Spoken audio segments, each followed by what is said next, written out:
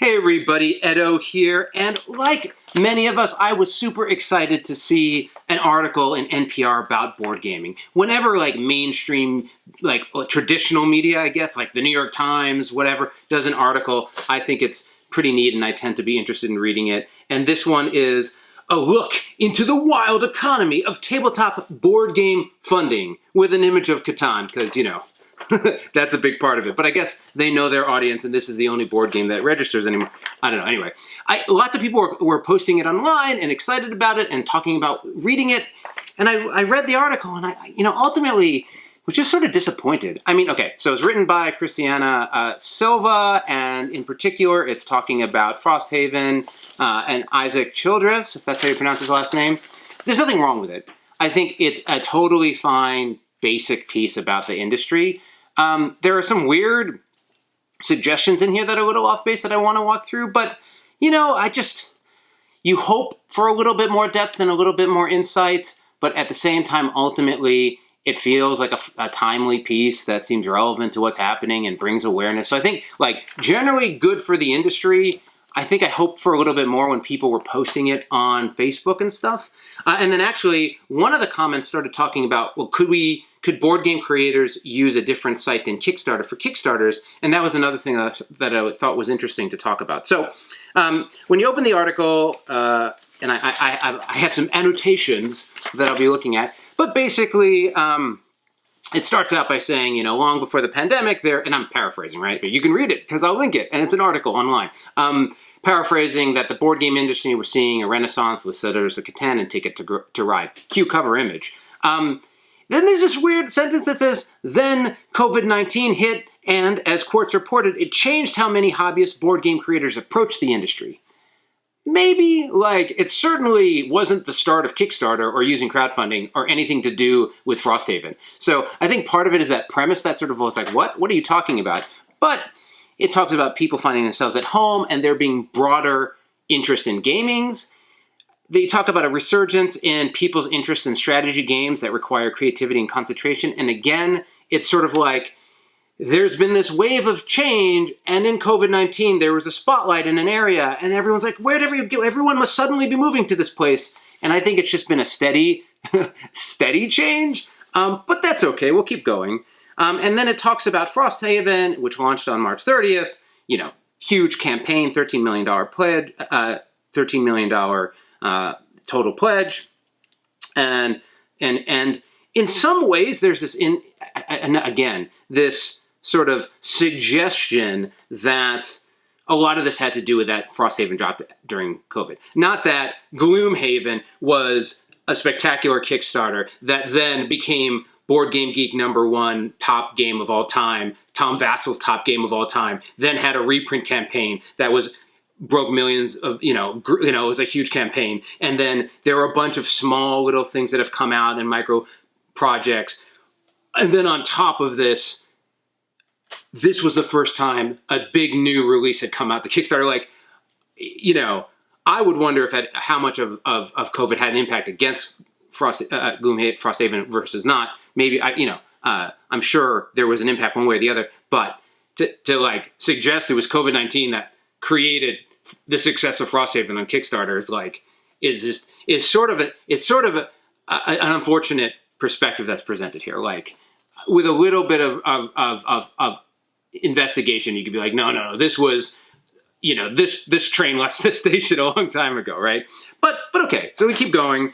But Frosthaven's success is a great example of how the industry is moving towards these types of games, and more families are enjoying them. Really,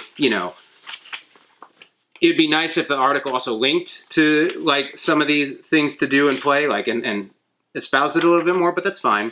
Talks a little bit about mass market games like Monopoly and everything finds at Target and Toys R Us. I sort of feel like that industry has changed as well. Mass market games, Monopoly sure is one of them, but I think there are many, many players and buyers who have been playing other games as well. But again, we'll keep on going. Lots of sentences starting with "but" as an aside, but it's okay. And they're talking about this different opportunity for creators to come into the space with crowdfunding, which is exactly what crowdfunding allows. So I do like that. She then lists a litany of games that have also been successful. For those following along, I'm on, I guess these pages aren't the same, but I'm on like 1, 2, 3, 4, 5, 6, 7th paragraph. I think, Dark Souls, Ankh, Gods of Kingdom, Cthulhu, Death May Die, Tainted Grail, like these are really big multi-million-dollar crowdfundings. I think this would have been an opportunity to talk about all the Kickstarters that have been successful underneath that bar. Like, those are hugely successful games, but like Kickstarter as a whole in aggregate has enabled this whole line of products in that, $20,000 to $100,000 to $200,000 range, right? Like there's just a massive amount of product and value that's underneath there. Moves on to talk about Kickstarter and the success of board games and the success of board games on the Kickstarter platform. That is a really interesting story. It's at least represented here. I like seeing it. And there are lots of other places where you can learn more about that. And then starts talking about fans, fear of missing out, sort of standard stuff. Finds Ash, some, Kickstarter backer who has spent a lot of money on Kickstarter. There are many of them, so that, it's nice that they actually talk to a gamer. Waiting for their game. So then there's this section here about like, let me make sure. About how Kickstarter is more attractive to board game makers than video game makers, because the statement here is it takes a lot of startup value to create your own video game, for instance, but for board games, you only need a good enough idea and a well-placed Kickstarter page to gauge interest. Like, there's this weird shift from, like, if I'm just trying to gauge interest, my problem here with this statement is, and let me read the whole thing again slowly. It's talking about, it's, quote, it's from Isaac. It's like a larger avenue for board game creators to use that automatically picks up a following. This is what makes Kickstarter so attractive to individual makers and less attractive to other gaming industries, like video game makers. It takes a lot of startup value to create your own video game, for instance, but for board games, you only need a good enough idea and a well-placed Kickstarter page to gauge public interest. Let's split this. There's the cost it takes to create something and gauging interest. A Kickstarter is a fantastic way to gauge interest on tons of things. Like I don't know that there's any less of an opportunity to have a really nice Kickstarter page to gauge interest for a video game as it is a board game. The startup cost part is true, but I think there's this weird part of the statement where it's like, actually making board games does take effort, does take resources, is complex, and there's a lot of pitfalls.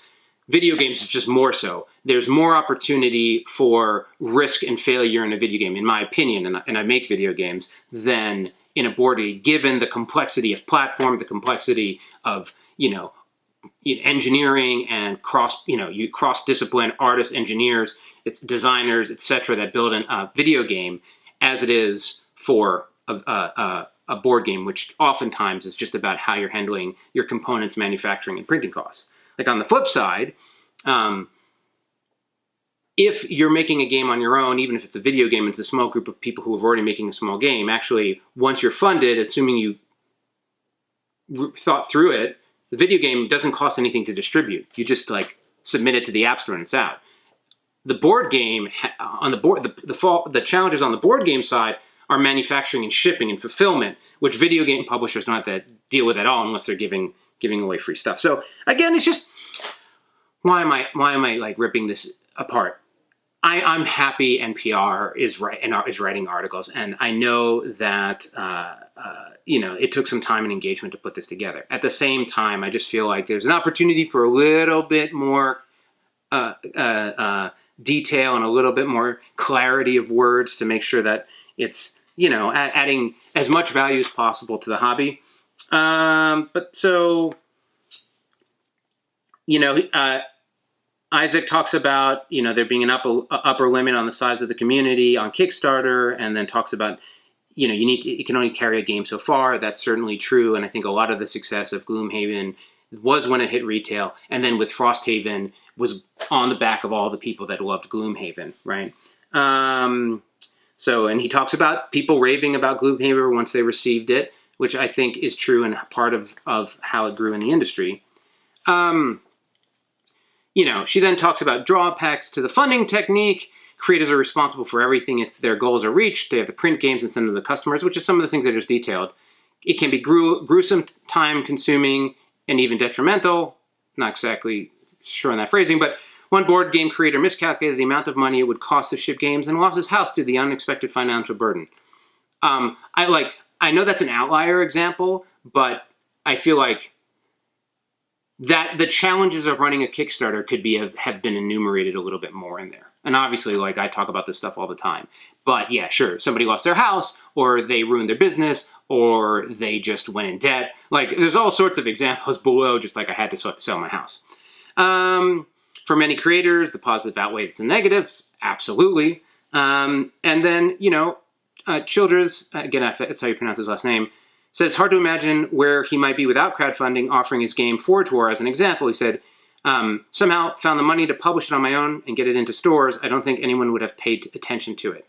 I think that's true. I think Gloomhaven is the kind of product that, would have been extremely hard to fund. I think that's the beauty of Kickstarter, is the way it has opened and exploded the creativity and product variation and risk-taking in the commercial board game space, at a time when publishers were more and more restrictive in what they were doing and taking on. So I think everything about that is true, and I think Gloomhaven is a fantastic example. And then I think it's Jaws of the Lion, maybe I'm saying it wrong, but then getting a easy, light entry point in at Target is another way of seeing that expand and grow out of the hobby industry, right? So all sorts of amazing things are going on right now, including NPR articles.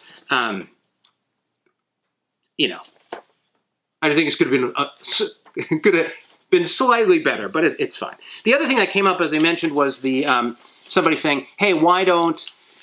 I always thought, again, I'm just paraphrasing what their question was. It was check out this article, and I always thought, why don't Kickstarter creators use another platform other than Kickstarter? Or I think there should be a board game specific Kickstarter platform, and a bunch of people were talking about it, and I chimed in. And I think there are a couple things that people forget about when they think about Kickstarter as a platform. Some of which is also concerning. For folks on Kickstarter, the company has had some challenges. They had to have layoffs, with COVID-19. So to some degree, you're beholden to another platform like an app developer might be. But first and foremost, as a creator, Kickstarter represents a huge set of features and services that simply to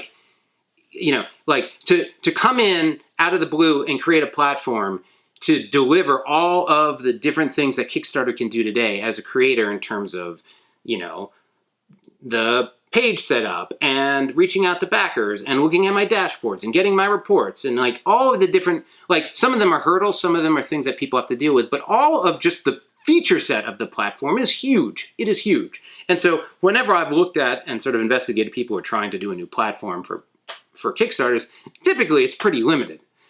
None of those things exist, or some of them exist. And some of them are better, you always want to differentiate yourself. But just the amount of investment over the last 10 years that Kickstarter has had making the platform better and better is something that makes it a barrier to entry for a competitor.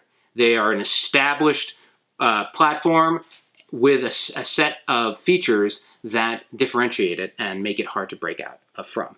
Also, in terms of competition, Kickstarter is a trusted site for both users and creators. And I think that people sort of split it. And in the comments, somebody brought up but some backers haven't, don't trust Kickstarter, and that's why they don't go on the platform, and they've lost their money, and coolest cooler and all that stuff. And sure, certainly there have been failed campaigns, but in aggregate, if you look at the size of the platform, the number of successes, the number of people who are using it, we can say a large aggregate of users trust Kickstarter, right? And regularly pledge for a variety of things. And I think different groups have different levels of success. Perhaps board games is one of the most trusted parts of it, even though there's plenty of failures in board games. But the other half of it, which I think is not considered, is as a creator, I trust Kickstarter, right? As a creator, I trust that when they say, hey, $10 after your campaign, we're going to give you the money we took from people, that I'm going to get that money. And I think in terms of payment processing and uptime and the variety of things, and that the site is going to be there, I think of Kickstarter campaigns 3, 6, 9 months, a year in advance. I'm not really worried about Kickstarter disappearing. I think if you were doing some new startup one, you'd worry about that. You'd say, well, is this going to be there when I launch?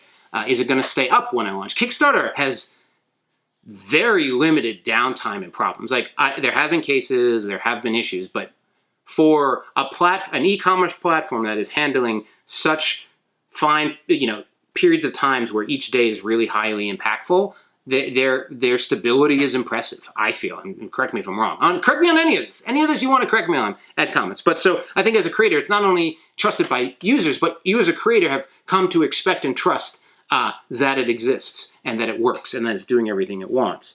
And then lastly, the audience is super real. I mean, the reality is, unless you have your own audience, it's hard to carry the audience of a platform like Kickstarter on. Indiegogo is different. It's not the Kickstarter audience. Some of these other places are different.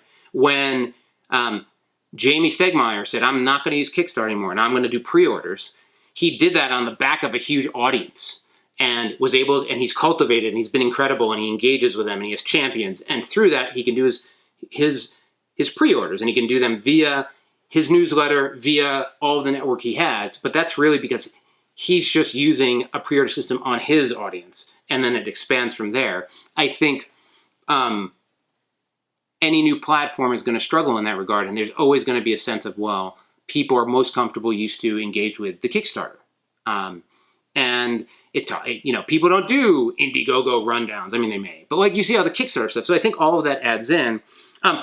It's worth note that there are a number of international platforms that are used because you get reached out from them that are like specific, like this is one for Greek or uses board game industry in Greece or Japan or Asia or a variety of other places where they have their own crowdfunding. So they'll be like, can I take your game and do a crowdfund for it being localized in some other language? And as far as I can tell, those have developed regional audiences and have grown over the years and are viable if that's what you're looking to do. I don't know of any global scale ones that have been able to capture what Kickstarter has captured. And yeah, so I mean, there's always opportunities to look at and try those things, but I think Kickstarter is going to be here for a while. And I look forward to NPR continuing their reporting on Kickstarters in the board game industry and the growth of the industry and all those good stuff. So anyway, thanks for watching. Bye. Hey everybody, Edo here, and thanks for watching Gaming with Edo. Reviews over here on this playlist, League and Insider videos over here on this one. Subscribe, share, all that good stuff. But most importantly, play some great games. Thanks. Bye.